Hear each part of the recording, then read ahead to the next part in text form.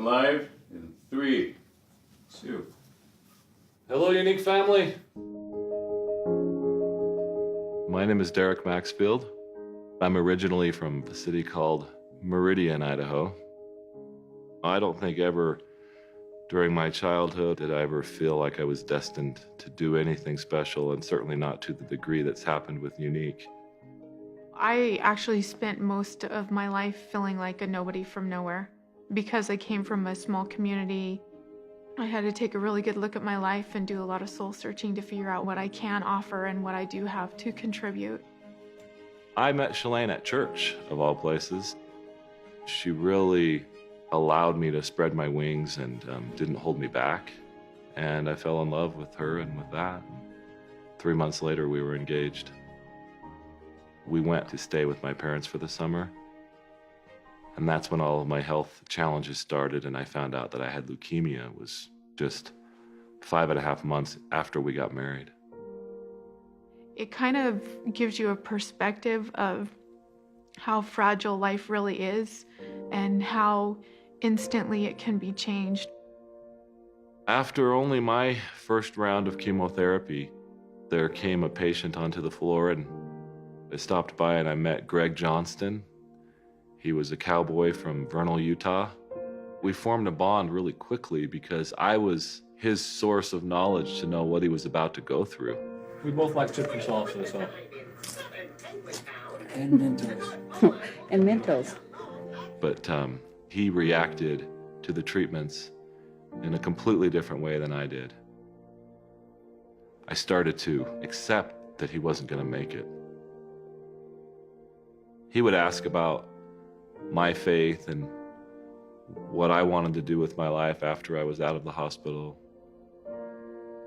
The last time that I ever saw him, I came back to the hospital for my first checkup.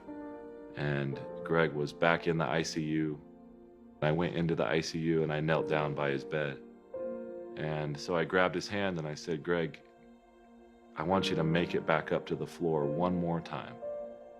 And he squeezed it back and he said, "Derek, it's okay." But he asked me to live for us both and to do something great with my life. I accepted it that day, but I had no idea how I would do that. He passed away soon after that. The thought of needing and wanting to do something great with my life, I think I had convinced myself that I had a long life ahead of me. It just wasn't possible for me right then.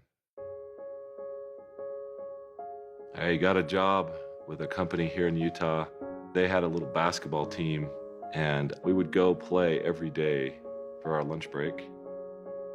I came down, cracked skulls with the guy who I was guarding at the time, and we drove, of all places, to the same hospital where I had had all my treatments just a few years prior. I was in surgery for 5.5 hours. For the reasons that are only known to God, they put me in room 522, which was Greg's room. And I wasn't conscious enough or coherent enough to really know why I was there, but I knew I was back. And in that moment, that's the moment that really changed my life forever. Because I had a clear message to me, and it was, "Exactly, Derek. You're right back in the same place.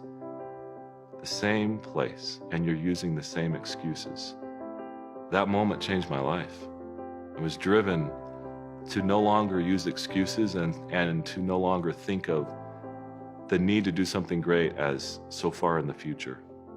I started to change things. I got up at 4:45 in the morning and I worked on a software business that I've been thinking about.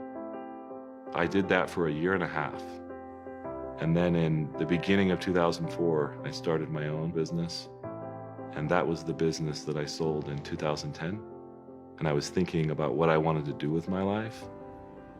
And I was driving home one day and I was talking to Shalane about someone who had been sexually abused. And it always troubled me and bothered me that a woman would take guilt on herself for what someone else had done. And I said, Shalane, that's not fair. Somebody should do something about that. And I knew that somebody was me, and that something was to start another company that could be successful enough to fund that cause. I totally felt the same frustration in her behalf that he did, and the shame and the guilt that affects their life so negatively is such an injustice. A very detailed thought came into my mind, and it was a retreat that was nestled in the mountains and a place for these women to begin a healing process. That clarity I knew could only come from God, because it had come just that quickly, and it came in an instant. And I started to work on those plans right away. I don't think that we could have even imagined what needed to be done. We were just focused on what we could do, and it has become more than we ever imagined it could be. We're trying to reach all of them through a message of hope and a message that this is not your fault, and to have a chance for them to reclaim the hope that was lost and perhaps taken from them. We've had approximately 1,800 women come through the retreat. I see faces every time I hear the number. It's Sarah, and it's Heather, and it's Heidi, and it's Amanda. It's not just numbers for me, it's people. I think when you give someone hope, they can then become the steward of their own healing. But that's the point, is that we simply open the door, help them feel that there is hope. And that's the goal of the retreat. And I think that we are accomplishing that. I'm grateful for all the people that drive Unique and all the presenters out there, because it is through them that we really accomplish the means by which we can support this cause. I think we're getting there, and I think that the army that we do have now is such a tremendous base. They are such a force for good. I absolutely feel like the things that have happened over the past few years with the Unique Foundation have been the fulfillment of my promise to Greg. I could die now and see him and feel like I kept that promise.